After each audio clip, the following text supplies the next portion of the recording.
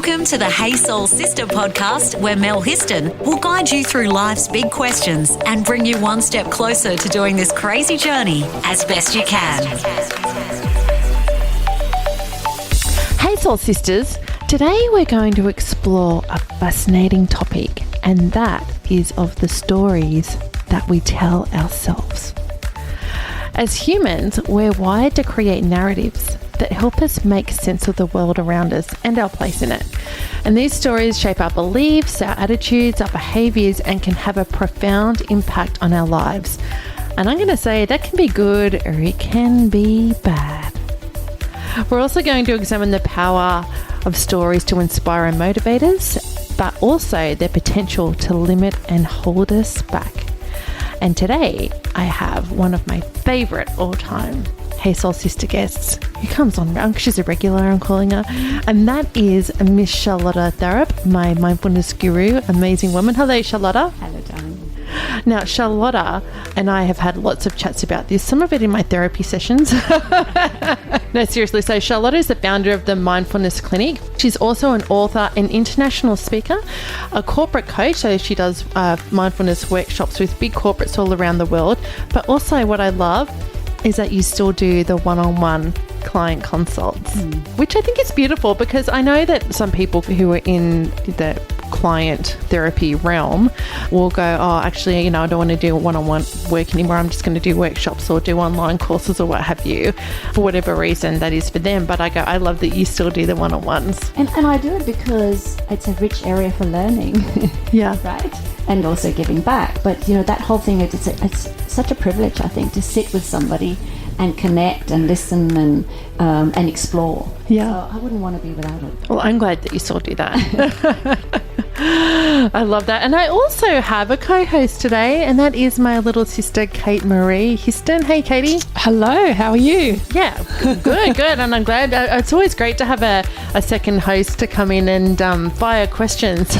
I'm so excited because I love listening to Charlotta, and she's always got so much wealth and wisdom to share, so it's going to be a good one. And so we all tell ourselves stories about ourselves, about life, about the world. So, Miss Charlotta, I'm just going to dive in because you work with a lot of people. You work with a lot of corporates.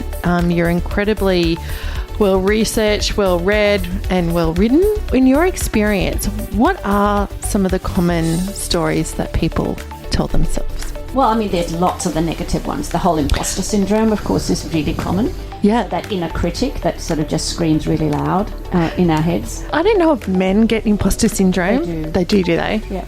Because I feel like women talk about it more. Yeah, probably. And it is more common in women, but I think more and more we're seeing anxiety in men, and so we see more of it. So that's certainly one. And I think the thing to say about stories is they find us when we need them, so that we use them to justify, particularly, right, to kind of strengthen the ego, to be okay. So whether that's then to point the fingers at somebody else, whether that's to kind of go, well, I had decided I wasn't going to drink anymore, but then it was a special occasion last night, so it's all right. So Okay. we tell a little, we kind of, we bridge the gap between in our kind of narrative gaps between what we decide to do and what we want to do or what we actually do.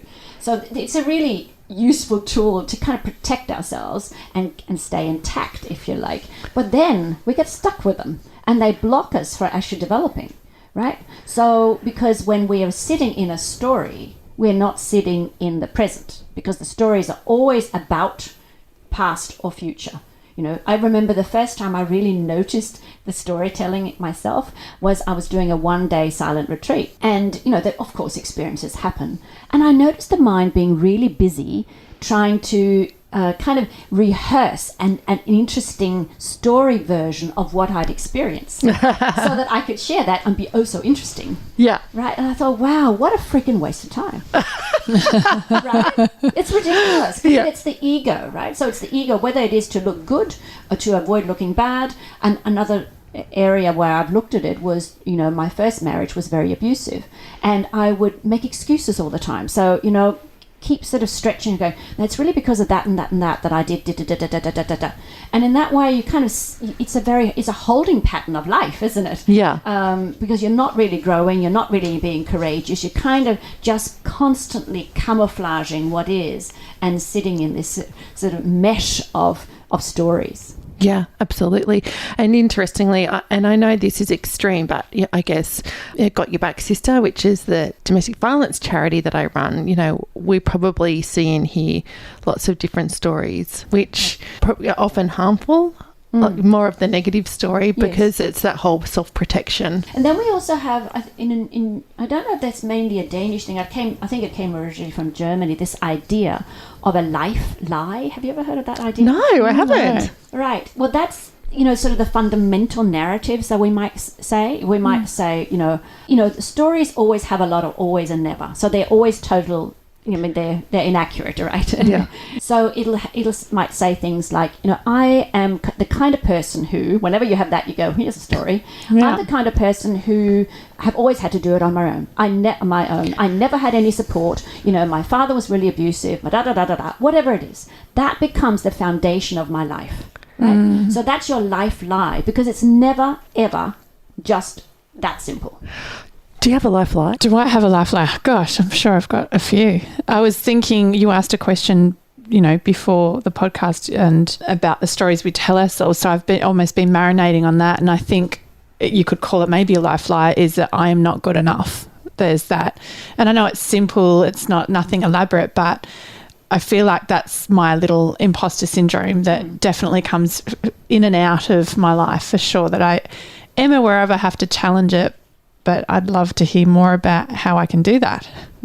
What about you, Charlotta? Do you have a life lie? I think I've worked quite a bit on actually telling fewer stories in my head, so that I don't really have many stories going on that I'm aware of. It's more just practical. You need to pack your bag now for going to New Zealand. What are you going to do? It's more that practical thinking rather than spins. And that comes with being more present. Right, because life's rich enough, so stories camouflage that. So the art of course, mindfulness is to try to not obscure the moment with a story, but to penetrate it and go, I'm going to put the story aside and actually be present with what is. Do you have one? Yeah, do you know what? I do, and I think it stems from the whole childhood, kids in the playground, and actually, so I had two.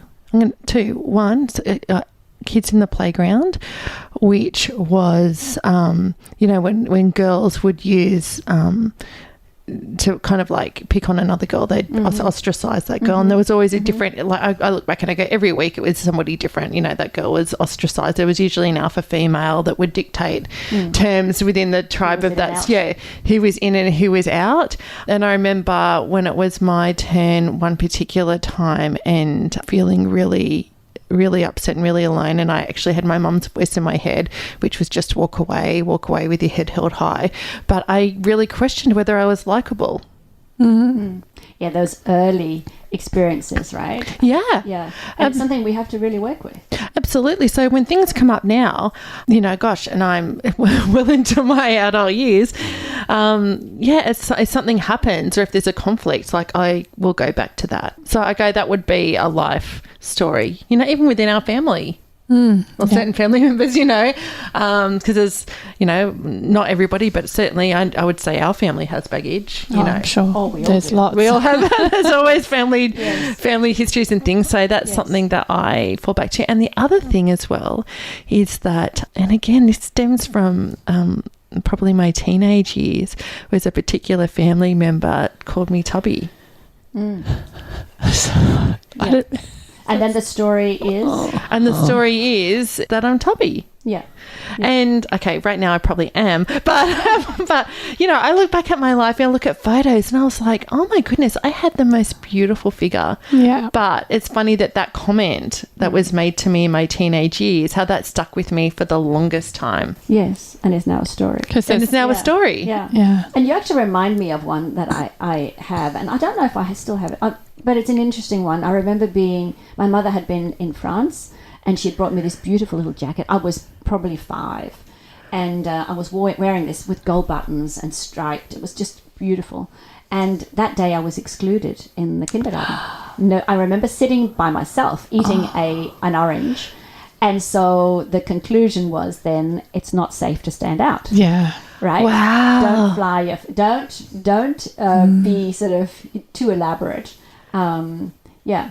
And so I suppose we uncover these stories, don't we? Yeah. You know, we uncover them, and then ideally we go, breathe and go, that's an interesting one. How do I give myself that self-compassion for this learnt kind of little nugget? Because it's a way to keep safe. We don't want to repeat the pain of a comment, of being excluded, right? So we go, well, don't repeat that. And the system remembers it, and alarm bells start to ring when we get near that, so we don't do it again. So that's a kind of protective story, but then that we become prisoners of. Yeah. Isn't it? And so the idea is to start to work on these, isn't it? To go, there's another little story, which of course has deep roots in some little trauma.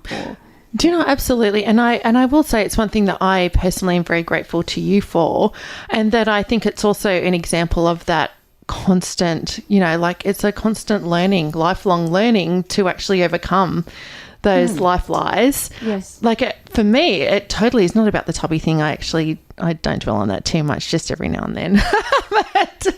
but the whole, am I likable, stems back from that. And I know that we've had many a conversation, and I know that I've really shared with you when that wound has come up for me for various reasons.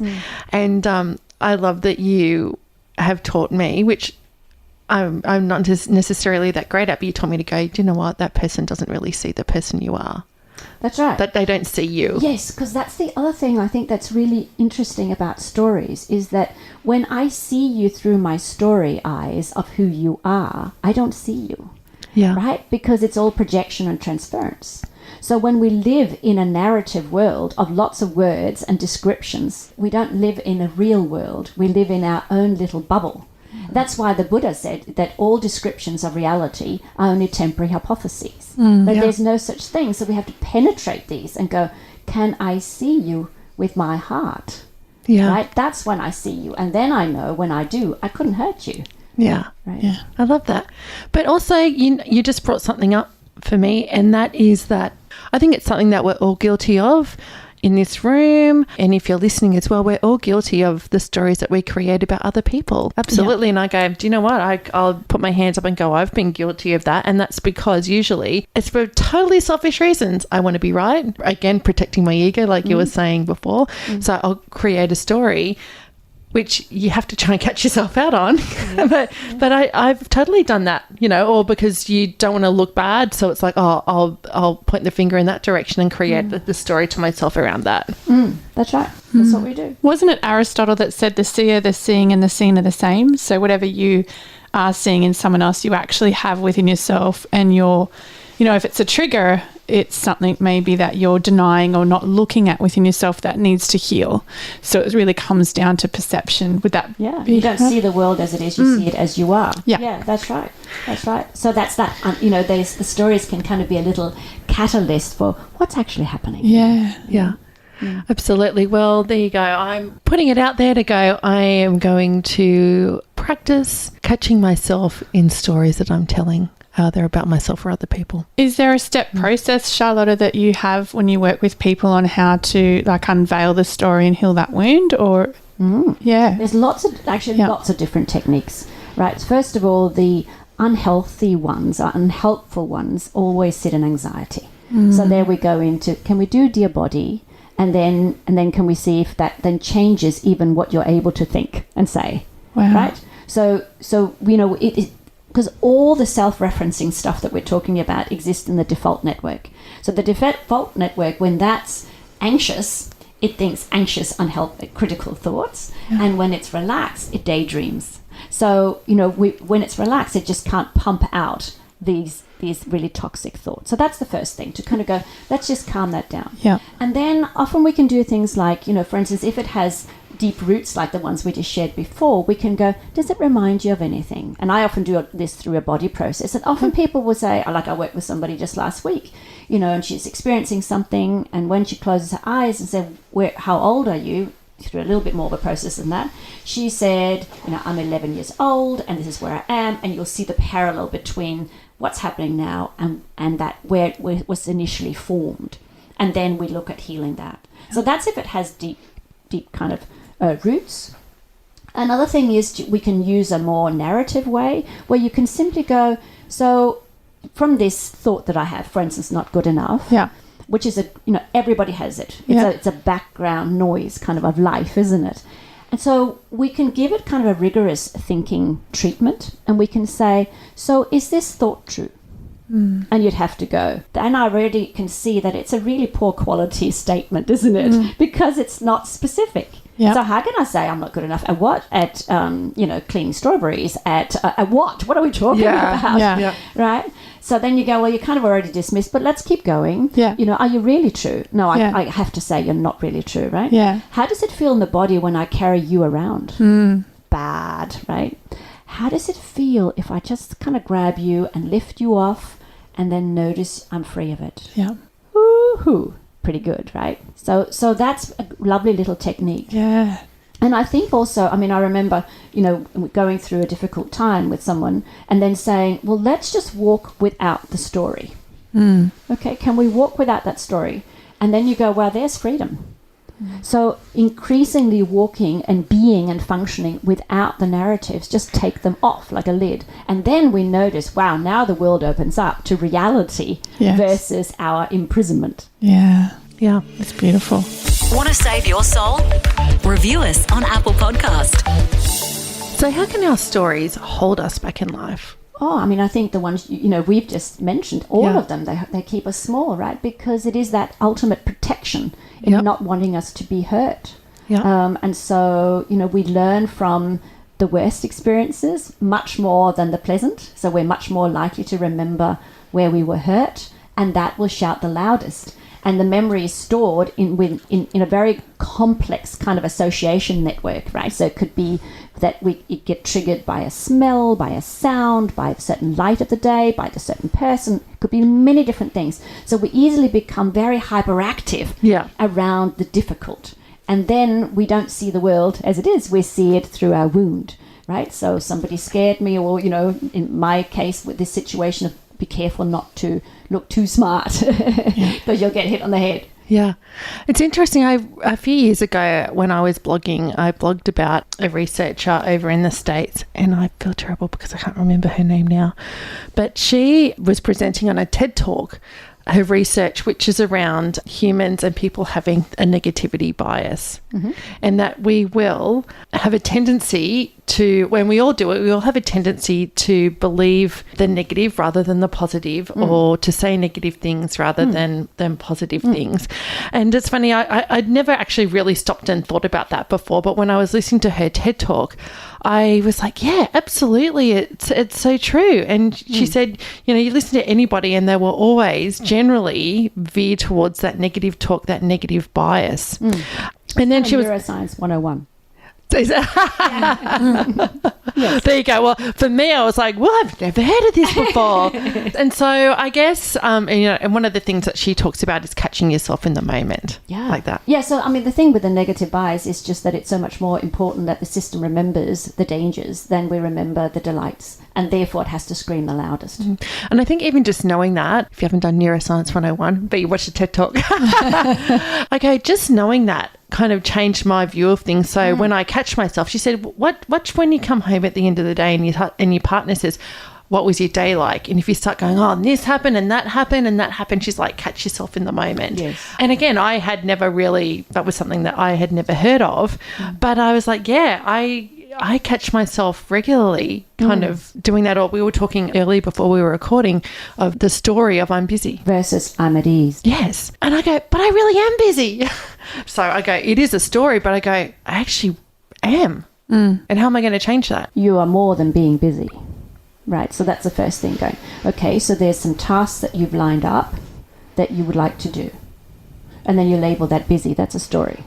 Yeah. Right? So if you then breathe and go, okay, now let me find the rhythm for how I'm going to do these and enjoy them while I'm doing it, it changes the texture of it.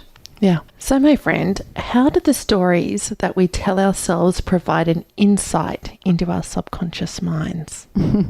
Well, I think what we already talked about. Do you think? Okay. Yeah. I think that those, when we go, oh, be careful here, like my example of looking too great or whatever, wearing fancy clothes, then you go, there's a little limitation installed here, right? And it's all about avoiding danger. That's really what it is, or the unpleasant. So they're kind of their menu of that, if you like, right? And then there's also the whole thing of the justifying. Yeah. You know, so for instance, you know, I mean, I like transaction analysis. So the parent might say to us, come on, this is going to be letters and a lot of walking or no alcohol, whatever. And then we'll do good, right? We'll be really good. And at some point, the child within us is going to go, you've been so good, have a little treat. And so that's another one, storytelling, if you like, that we have, don't just have one voice shouting things. We have, you know, we have the rescuer, we have the perpetrator, we have the victim, we have them all kind of arguing at times, right? But all of it is an element of kind of abandoning responsibility, right? Because as soon as I'm then curious, I go, well, that's interesting. You decided you were not going to have wine tonight, yet you had 2 glasses.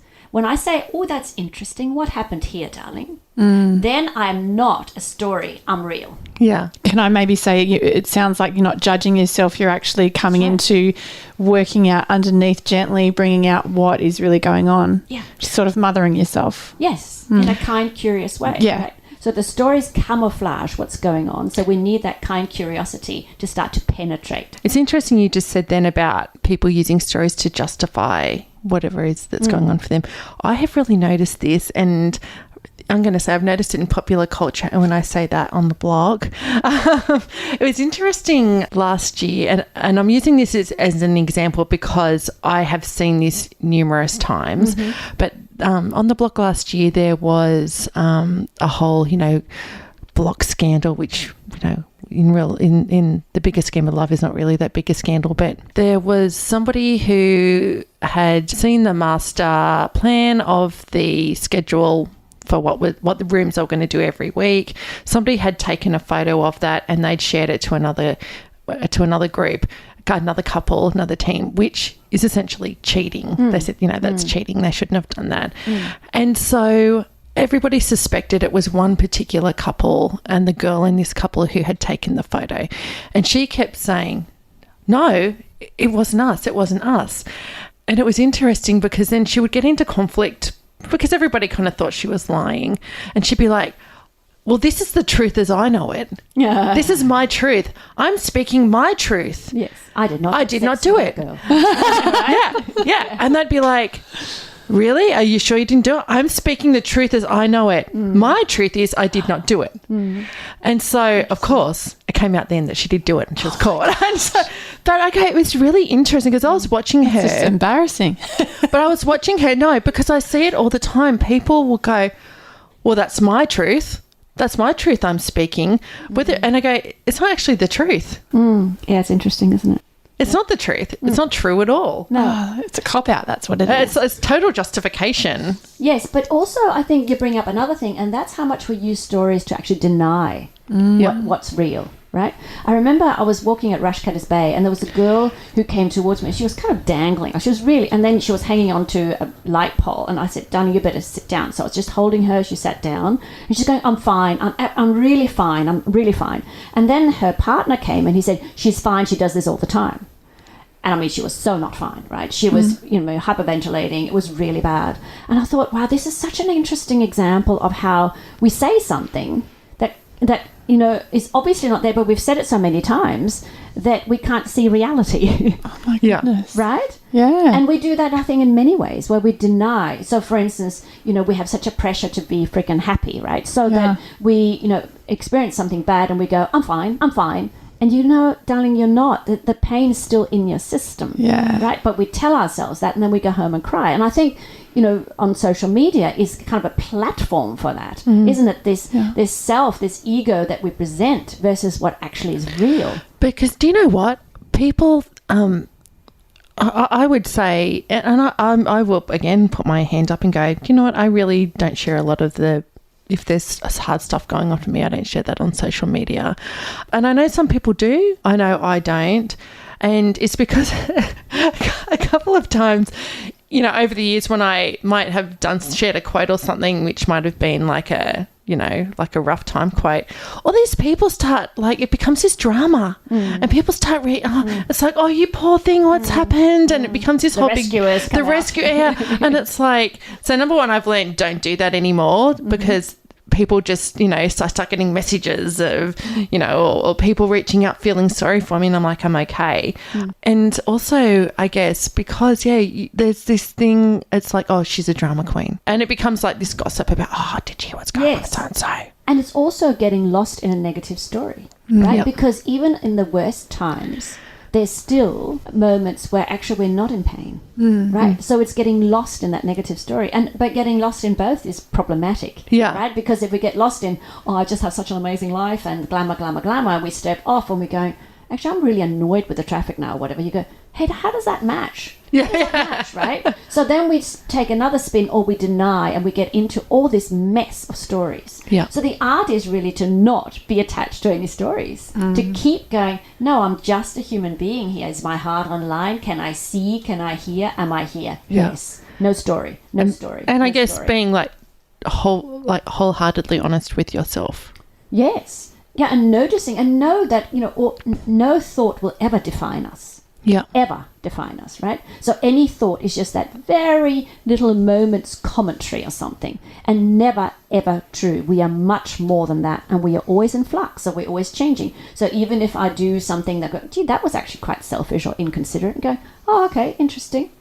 How did that actually come about? I can see I shouldn't overpromise there, and that's not a good idea, so I won't do that again. Ding. Yeah. There's no story in it. It's just kind of ongoing process. And it's comfortable. Yeah. Okay, my lovely friend Charlotta and Sister Kate, I'm looking and going, oh, we're probably coming to the end of the session. Is there anything that you think that we should share, any nuggets of gold before we wrap up the episode? Well, I have a little one that I'd like to share because I think it is really interesting.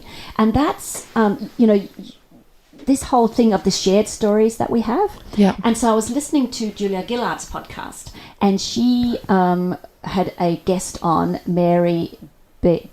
I don't know how you say her name. Beard? Yeah, it's not, could be, yes. Anyway, she was asked what was the beginning story of misogyny in the world. And she said it was the Odyssey. It was actually, he came home with all his mates hanging around, teenage son, and they were telling war stories, how they'd been, around with a few nymphs on the way. And his wife Penelope comes down and she says, hey guys, can you keep it down? The teenage son says, Mum, don't interfere, we're talking here, go back to bed.